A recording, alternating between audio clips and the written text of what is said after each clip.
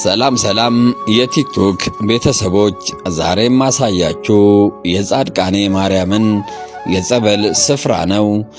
እኔም ጸበሌን ተጸብዬ ጸበሌን በጀሪካን ይዤ ቁጭ ብዬ እየጠጣው ባለበት ሰዓት ነው ይህን ቀረጻ እያረኩ ያለሁት። ያው እንደምታዩት ጸበሉ የሚፈልቀው ከዚህ ከተራራማው ውስጥ ነው። እምነቱም እዛው ይሰጣል።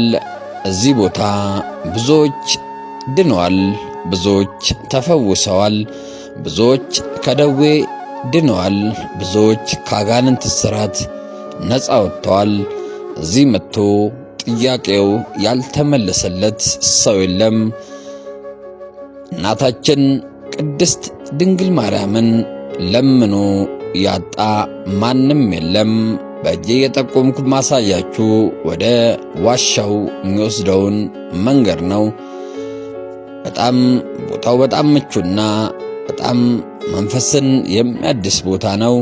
እዚህ ለመምጣት እናታችን ቅድስተ ቅዱሳን ንጽሕት ድንግል ማርያም ፈቃዷ ይሁንልን።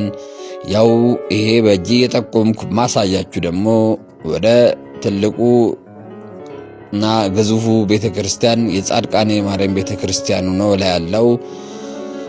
መሃል ላይ ጸበሉ አለ። በስተግራ በኩል ደግሞ ዋሻው አለ። ሼር፣ ኮፒ፣ ሊንክ፣ ሪፖስት እንዳይረሳ።